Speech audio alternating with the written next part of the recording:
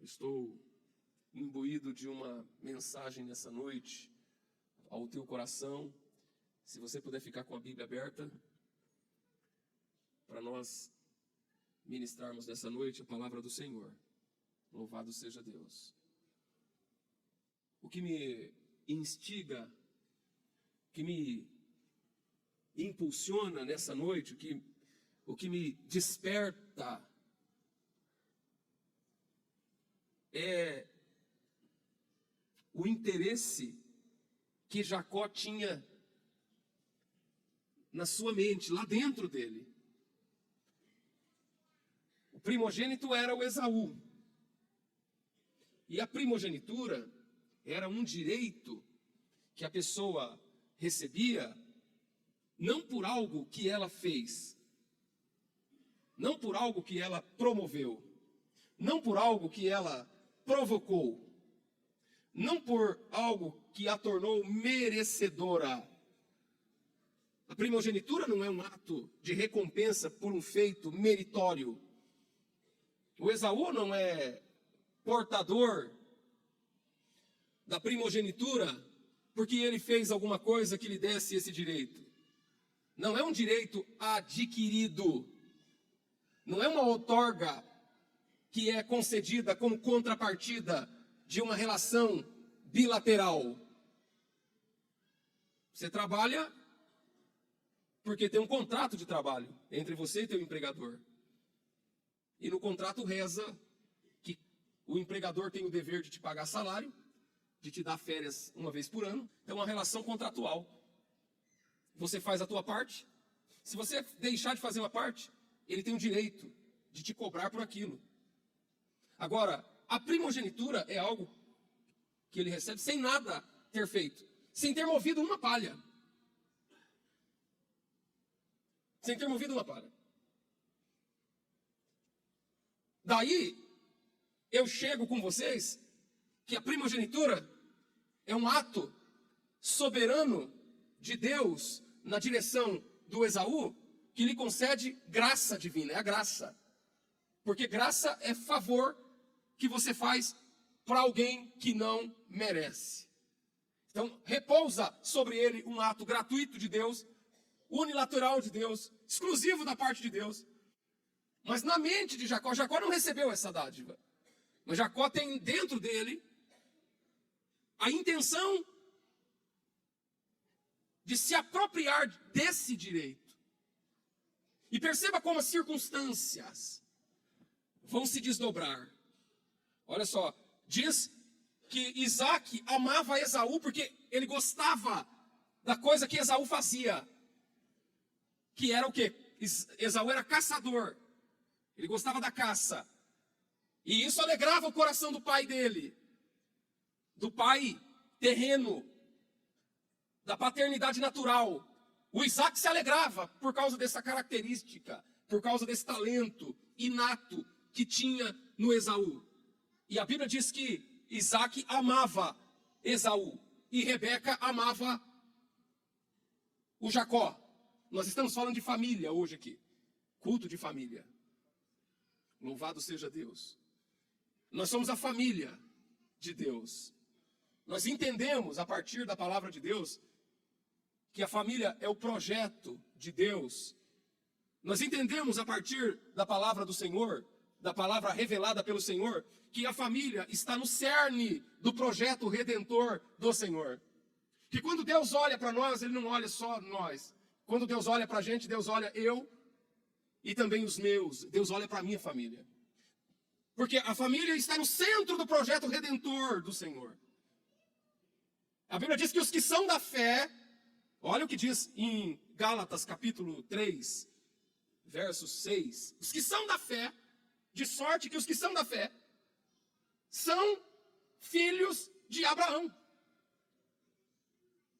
A Bíblia diz que os que são da fé também são herdeiros da mesma herança de Abraão. Nós precisamos aprender com o texto sagrado. Nós precisamos olhar para a nossa vida espiritual e procurar enquadrar a nossa vida no que diz a palavra do Senhor. Louvado seja Deus. Mas perceba que, como que funcionam as coisas? O Jacó tinha na mente dele, falou assim, eu não sou o primogênito, mas eu quero ser o primogênito. O Esaú era primogênito, tinha. Então, por exemplo, tem dois lados da moeda aqui. Um tem e não valoriza o que tem. Um é e não valoriza o que é. Um tem o que nunca trabalhou para ter e não dá valor. O outro não tem e quer ter.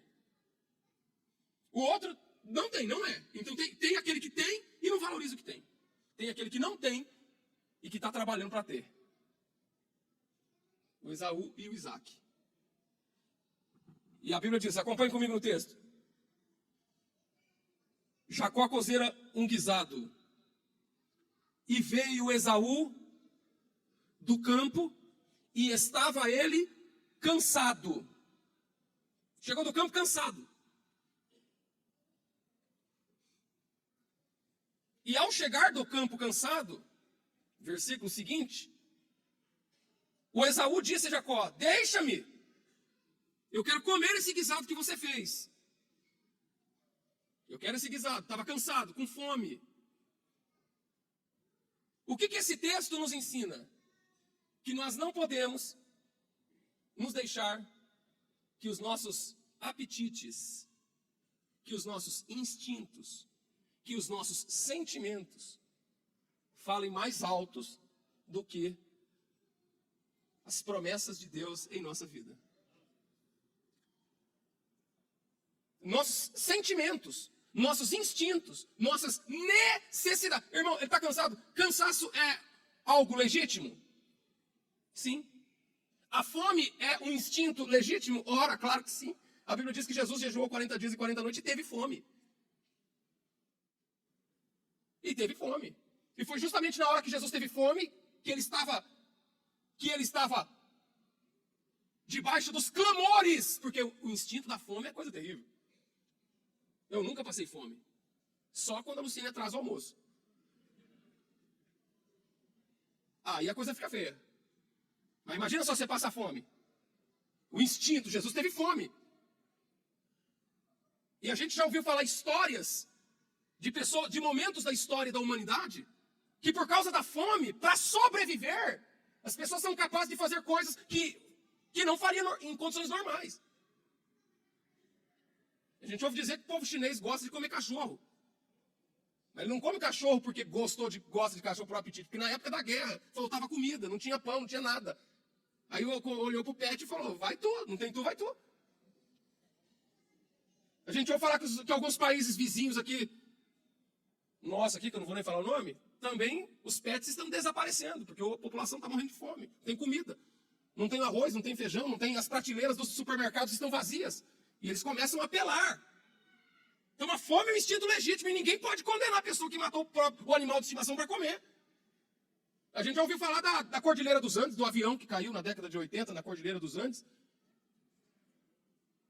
E que até que se chegasse a defesa civil para socorrer o povo, eles tiveram que partir para o canibalismo. Os que sobreviveram tiveram que comer os que estiveram mortos. E quando eles chegaram no Brasil, quando eles chegaram no seu país de origem, a justiça não condenou eles.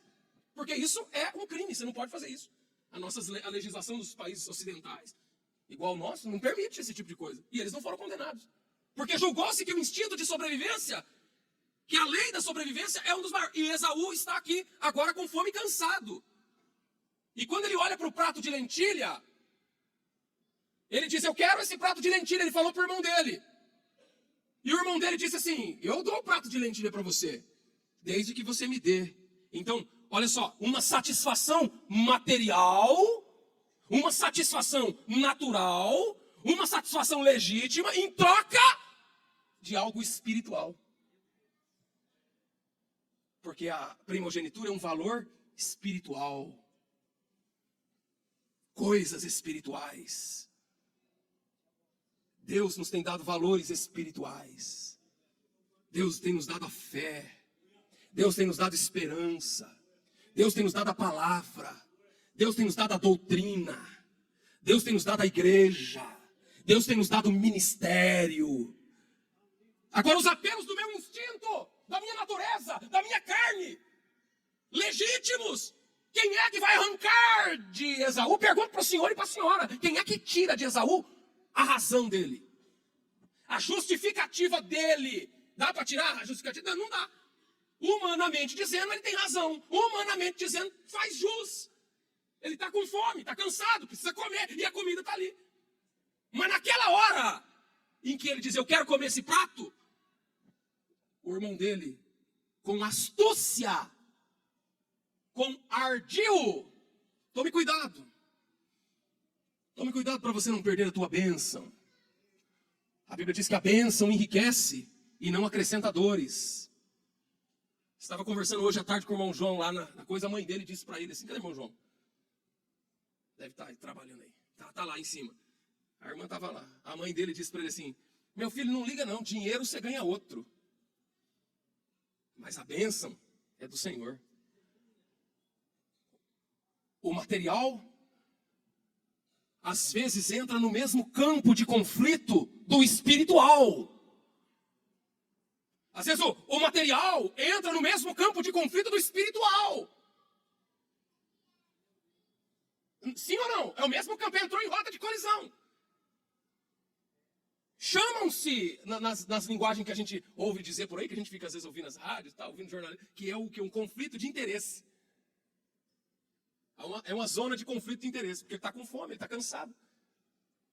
E ao mesmo tempo, quando ele vai para satisfazer a sua necessidade, que não tem quem diz que ele não... Irmão, não dá para tirar dele a razão de que ele está com a necessidade premente. Que ele está com a necessidade vital. Que ele está com a necessidade que precisa ser satisfeita. Precisa ser satisfeita a necessidade dele, não precisa? Porque se qualquer um de nós aqui, se não comer, morre de fome. Não é só Esaú, não. Qualquer um de nós. Se você falar para mim hoje, pastor, a partir de hoje não vou comer mais, eu não dou muitos dias que você já está batendo a caçuleta. Porque é uma necessidade de comer. Ele está com fome, está cansado. Então, é isso que eu quero bater nessa tecla com você. Ele tem razão. Mas as nossas razões, os nossos sentimentos, as nossas emoções, os nossos impulsos, tudo que você pode argumentar na face da terra, quando entra no conflito de algo espiritual, o que é que vai ganhar na tua vida? A Bíblia diz que a carne milita contra o espírito milita contra a carne, meu irmão. A carne milita contra o espírito contra a carne. E quando o Jacó, com base na trapaça, de maneira oportunista, olha só, oportunista, porque o Jacó é o que está esperando a deixa. Irmão, tem gente que está esperando a deixa para você abrir mão da tua bênção. Para você abrir mão do que Deus te deu. E o que Deus te deu, você não fez nada para merecer. Esse é o grande problema de quem pensa que a graça é barata. E eu digo para você que a graça não é barata, a graça é custosa. Tem gente que sabe o preço de tudo e não conhece o valor de nada. Sabe o preço de tudo, mas não conhece o valor de nada. Os valores nos quais nós prezamos aqui no culto. Por isso que nós temos um culto da família. Por isso que tem o SOS Família. SOS Família. Sabe o que significa SOS? Salve-nos as nossas almas ou as nossas vidas. Projeto SOS Família é porque salve a minha família. E por quê? Porque nós entendemos de maneira inequívoca que existe um conflito, um combate contra a família, para desconstruir a família, para destituir a família, para diluir a família, para derreter a família, para acabar com a família. Entenda isso em nome de Jesus. E o inimigo aqui, ó, venda-me. Como é que você vai vender o que não tem preço? Você botou preço nos teus filhos? Eles estão à venda? Não tem valor, mas não tem preço. Você botou preço na tua esposa? Tem valor, mas não tem preço. Você botou preço no teu marido? Tem valor, mas não tem preço. Não tem preço que pague. Nossa família não está à venda. As nossas promessas não estão à venda. Elas são inegociáveis. Nós não estamos aqui, nós não iremos abrir mão do que Deus nos deu pela graça divina. E eu preciso que você nessa noite, diante de Deus, Permita que essa palavra penetre no âmago do teu ser e você brade comigo. Nós vamos até o fim. É claro, irmão, que família é sempre um desafio, que não existe família perfeita, que não tem casamento perfeito, que não tem esposa perfeita, que não tem filho perfeito, que nós temos uma imensidão de desafios, de problemas, de dificuldades, mas mesmo assim todos eles valem a pena brigar por eles. E na hora do aperto, o que o Esaú fez? Acompanhe comigo. Eu estou a ponto de morrer.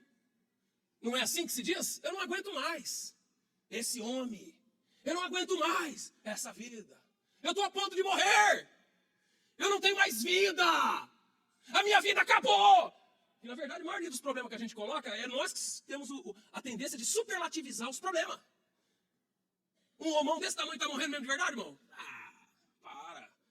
Sai fora, nego preto. Não, eu não acredito no Esaú, não. Eu estou a ponto de morrer, eu não estou aguentando mais, eu não acredito não. Isso aqui é conversa para boi dormir. Isso aqui é bravata. Não, tá errado, ele está dizendo aqui, mas está errado, rapaz. Eita, peraí, segura aí. Eu estou a ponto de morrer, para que me servirá essa primogenitura? Irmão, agora sabe o que eu fico pensando aqui? Comigo, o que me incomoda? É o quanto que essa atitude... Porque tem coisa que Deus perdoa de boa. Tem um monte de coisa que eu fiz na Bíblia que Deus perdoa. Porque Deus é propenso sempre a perdoar. Sim ou não? Então eu tenho uma coletânea de passagens bíblicas dentro aqui da minha cachola aqui. Por exemplo, por que Deus matou Uzá só porque ele segurou a arca? Aí fala, não, porque não podia segurar a arca. Não, não tem nada disso. Eu não concordo com isso, não. Isso aí tá muito fácil a resposta. Tem mais coisa na jogada. Por que Deus matou o homem de Deus, que é o discernimento espiritual que eu estou trabalhando na terça-feira com vocês? Porque ele voltou pelo caminho? Não, tudo bem, é porque ele voltou, mas tem mais coisa. Por que Deus foi tão rigoroso? Por que Deus matou Ananias e Safira? Ah, não, porque ele mentiu para Pedro, não sei o que e tal. E quantas pessoas mentem adoidadas e não dá nada? Entendeu? Então é porque tem mais coisa. A coisa não é tão simplista a resposta. Porque tem certas coisas que a pessoa faz que atinge o coração de Deus, que irrita Deus de uma forma. Então assim, a Bíblia diz assim, ó. Então disse Jacó, jura-me hoje. E jurou. E vendeu a primogenitura. Para e pensa comigo. Olha só, não parece que é uma coisa boba entre dois irmãos adolescentes? Para e pensa vocês comigo aqui. Não parece que são duas, que é um negócio assim, bobo, entre dois irmãos adolescentes que estão lá conversando entre eles por causa de um prato de sopa que está lá no meio da mesa? É o que parece. Se você for parar para analisar, por que Deus leva tão a sério essa coisa? Deus leva a sério o projeto dele da família, irmão. Tem coisa que nós não podemos mexer. Porque está no cerne do projeto de Deus. Aquilo não era coisa para ele meter a mão. Tem coisas que parecem ingênuas. Tem coisas que parecem que não vai dar nada. Tem coisas que parece que não tem efeito. E eu vou provar para vocês que foi isso que ele fez quando vendeu. Ele vendeu, mas na verdade ele não queria ter vendido. Porque depois ele foi lá atrás. Ele não acreditou que aquilo que ele tinha feito tinha sido fechado lá em cima. Ou seja, teve uma repercussão espiritual o que ele fez aqui nessa hora aqui. Quando ele vai atrás do pai dele para buscar a bênção, já não tinha mais bênção. E por que não tinha mais bênção? O pai dele fala, não tem nenhuma bênção para te dar. E pelo que tudo indica, o pai dele nem soube dessa história. Nem soube. E o pai dele falou, não tem nenhuma bênção para te dar. E a Bíblia diz, no texto, de maneira escancarada, que já que o Isaac amava Esaú. Ou seja, alguém podia falar, como é que Isaac ama Esaú e depois diz para esse meu filho, eu não tenho uma bênção para te dar? Como é que a Bíblia diz? Porque a bênção não está baseada num sentimento. Está baseado num ato soberano divino. Não depende do quão você ama. Você entendeu? Você está entendendo que os valores do projeto de Deus não dependem do meu sentimento, dependem da determinação divina. Por isso que o casamento é o que está acima do próprio amor, é um pacto que está acima de amor. Ah, mas eu não amo mais. Dá um jeito de amar, meu irmão. Eu não sei. Te vira. Porque está acima, você fez um compromisso, é um projeto de Deus. Abrace essa tua mulher, abrace esse teu marido, abrace esse teu filho. É a tua família. É o teu pai, é a tua mãe. É o teu pai, é a tua mãe. Vai lá e diz, não tem jeito. Vocês entendem isso ou não? Sim ou não? É o que está aqui no texto. E Jacó, eu não quero terminar, eu não quero romper com o horário. A Bíblia diz: assim desprezou Esaú a sua primogenitura. E isso teve uma repercussão por toda a história. Então, irmão, valorize o que Deus te deu. Nós estamos num culto da família. Fica de pé em nome de Jesus para nós terminarmos esse culto. Estou vendo a mesa preparada lá. Eu quero que ninguém vá embora, porque tem para todo mundo, né, irmão Genilson? Sempre tem para todo mundo. A mesa está linda ali, ó. Estou vendo eles prepararem ali. É um momento nosso de comunhão. Nós fazemos isso uma vez por mês, esse culto. E nós estamos muito felizes de ter você aqui. Mas eu preciso trazer a palavra, irmão, do jeito que Deus manda. Deus falou comigo no meio dessa semana. E minha esposa é prova que a gente, antes de dormir, eu conversei com ela sobre esse assunto. Louvado seja Deus, do que Deus estava comunicando ao meu coração. E em Hebreus, olha lá na frente no livro de Hebreus, olha o que diz aqui, só para a gente terminar. Capítulo 12, verso 16 diz assim: e ninguém seja fornicador ou profano como Esaú, que por um manjar vendeu o seu direito de primogenitura. Ele vendeu de brincadeirinha. Mas Deus não quer que a gente brinque com coisa séria. Ele vendeu achando que aquilo não ia dar em nada, que depois ia ficar tudo do mesmo jeito, tudo igual. Não brinque com a promessa de Deus. Não brinque com coisa séria. Ninguém seja fornicador ou profano como Esaú, que por um manjar vendeu o seu direito de primogenitura. Porque bem sabendo que, olha só essa parte aqui, homem. Porque bem sabendo que, querendo ele depois herdar a bênção, foi rejeitado. E não achou lugar de arrependimento. Ainda que com lágrimas, ele buscou de novo. Quando ele tinha, não deu valor. Quando ele tinha, ele desprezou e jogou fora. Esse é o Eros. O amor Eros é o amor que quando eu tenho, eu não quero mais. E quando eu não tenho, eu quero então. A Bíblia diz que buscou lugar de arrependimento e não achou. Não achou lugar de arrependimento. E com lágrima buscou. E quando ele buscou com lágrima, era tarde demais, não tinha mais chance para ele. Porque tem coisas que a gente faz que não tem como voltar atrás.